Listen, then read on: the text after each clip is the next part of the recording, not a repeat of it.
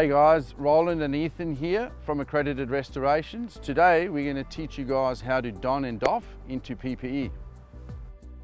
We've got our box which contains our full face mask, which consists of an A1 P2 filter.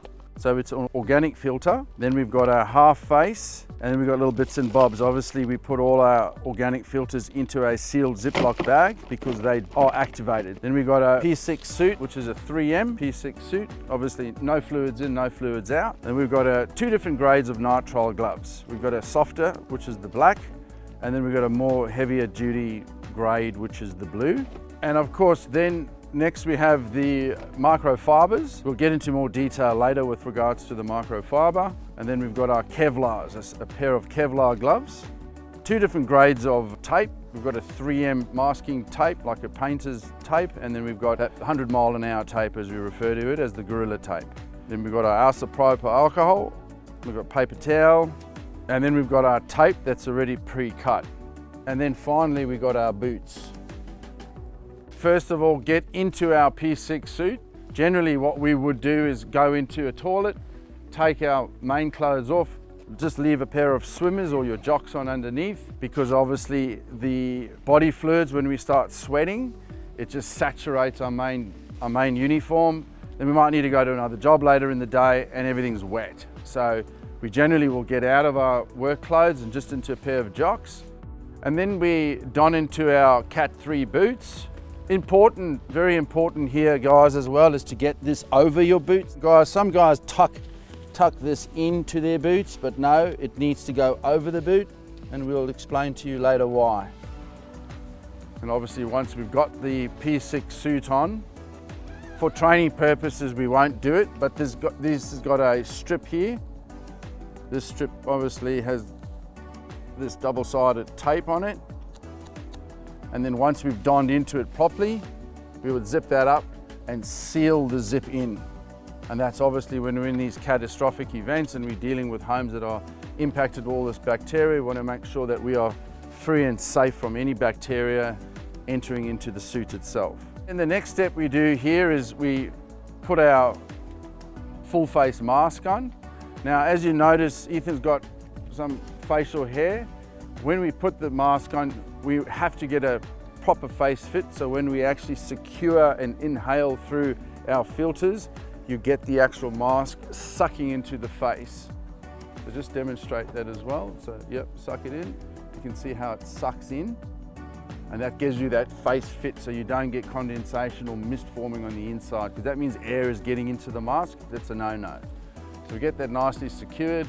We put the hood over the top, around the ears, and nicely up there, nice and tight. And this is when you would take that strip and strip it in nicely and all the way down so that you're secured.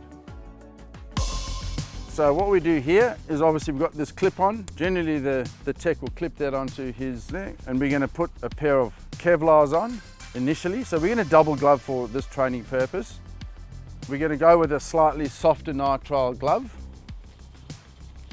It does depend on the type of work you're doing. If you're doing abrasive work and you want a heavier duty nitrile glove because of splinters and wood and timber, you want something that's going to be more abrasive. But for training purposes, we're going to basically use this. So any abrasive obstacles that you may come across during the mitigation or restoration project that you're on, this will protect you from nails and splinters and sharp edges because you've got the Kevlars on to protect you. All right, so we've basically got that on. Yep, we put that over, which is we extend the sleeves over the actual glove itself. And then as you noticed earlier, we've had these pre-cut already. So generally we'll do that, so it makes it easier once you're in this process. We're now securing this tape. For training purposes, we'll use this 3M tape. Generally, if you're going to go into an environment with lots of chemistry and bacteria, we want to seal it off, so we'd use something like that. But when you remove this tape from the actual suit, it'll tear the material. So just for training purposes, we're going to use this. You'll notice this little tag that Ethan's folded over. That's for end of the operation. We can just untie it.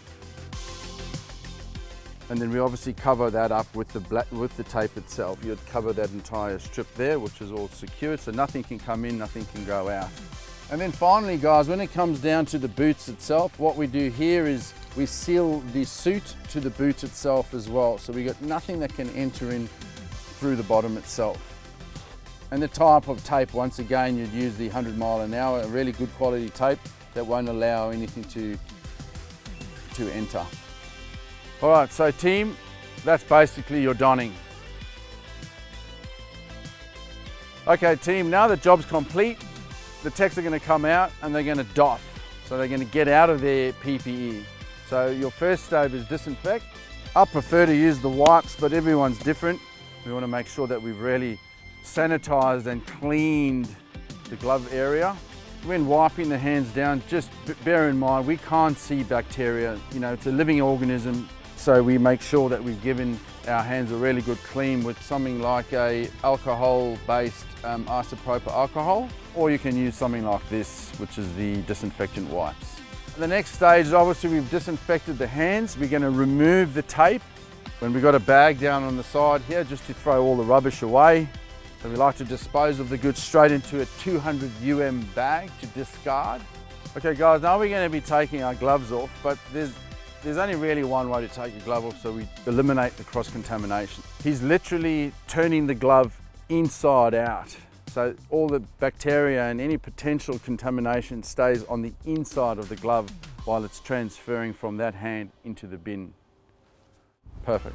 And then obviously now we've got the removal of the Kevlars.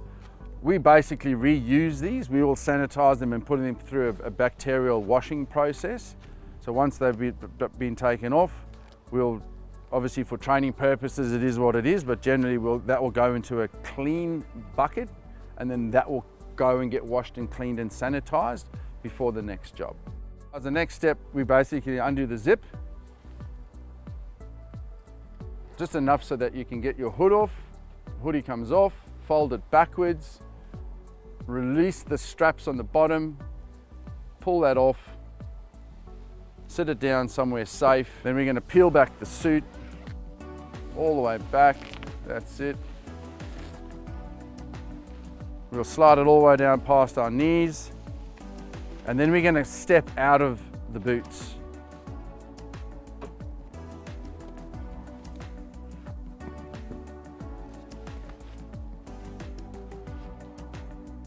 Perfect. We'll either put a pair of nitriles on, because there's going to be further cleaning up to do. We'll basically take the boots, the tape, discard the suit, and then that'll go into the waste. Depending on the amount of soil and rubbish you have, then you can basically tape up the bag, and that'll go away with the rest of the waste for the job. All right team, so there we have it. That's the donning and doffing process. You'll see that it's very intricate. We want to make sure that we don't get any cross-contamination from the bacteria that we're trying to remove off these damaged properties, and you want to make sure that you've got a long and healthy career ahead of you. So thanks guys.